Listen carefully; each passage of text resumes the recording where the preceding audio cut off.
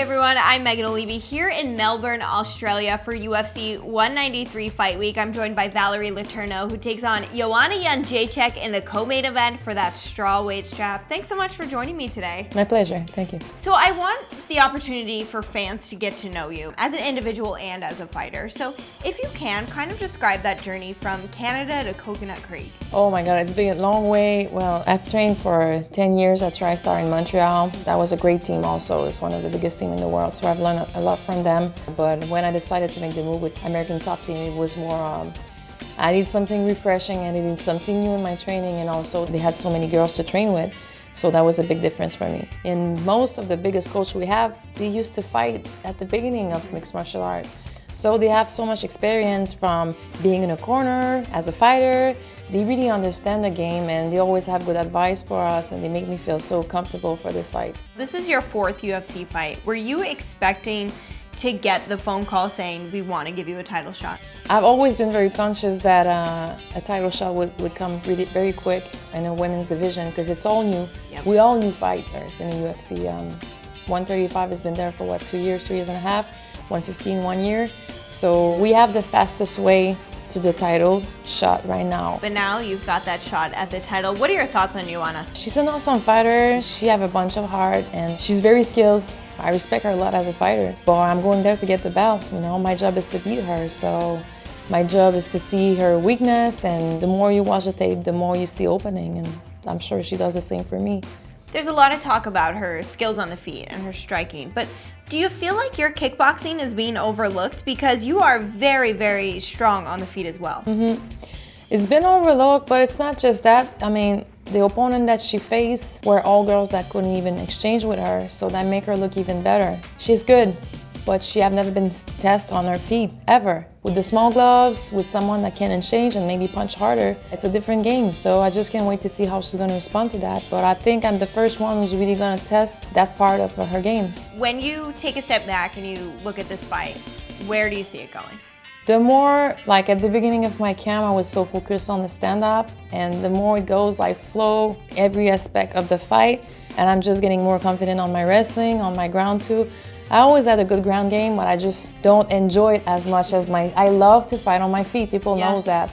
But I'm not weak on the ground, trust me, and I'm working really, really hard to improve it. I mean, I'm just getting more and more confident that, yes, I would love to knock her out. Like, that's the best way to win a fight, but if the submission is there, I'm gonna take it. This fight is in Melbourne, we're in Australia. Was there any hesitation when they told you, okay, we want you to fight for the title, but you're gonna have to fly, you know, basically for 24 hours to get there, and it's a crazy time change.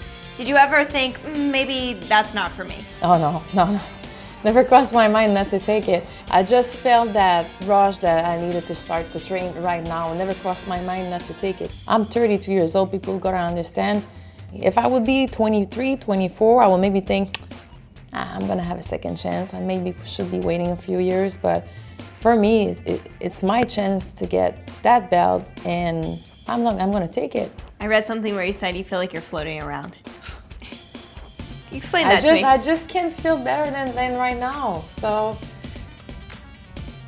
I don't like to say like I don't care what's gonna happen, because I do care, but I'm so in peace with myself. Like everything goes so well in my camp, my nutrition, my life, like everything is so perfect. What can I do better than what I'm doing right now?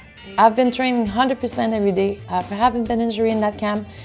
I have the back of all my team, and they really have been put everything together to help me with my daughter too, because I have I'm a mom. I have my schedule that doesn't always fit with the gym.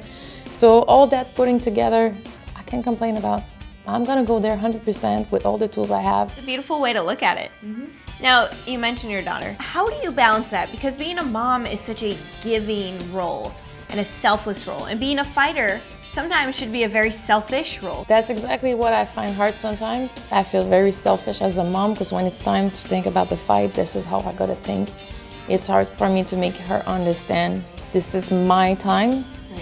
But always after my fight, she knows it's like Christmas all the time. We enjoy our time. I'm gonna give her more time than most of parents can afford to their kids, because I'm not in a camp. I can spend more time with her at home, and we can travel.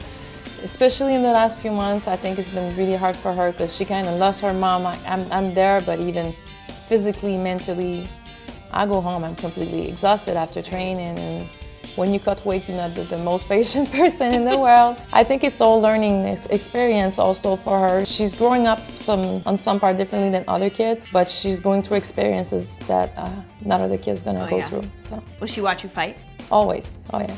If you become the UFC Strawweight Champion, what would that mean to you? Because you've been training for 10 years, you're a dedicated teammate, a dedicated mother, what would having the belt mean? It's the biggest achievement that I can have. And step by step, I mean, my dream was to be the first pro female fighter from my province of Quebec.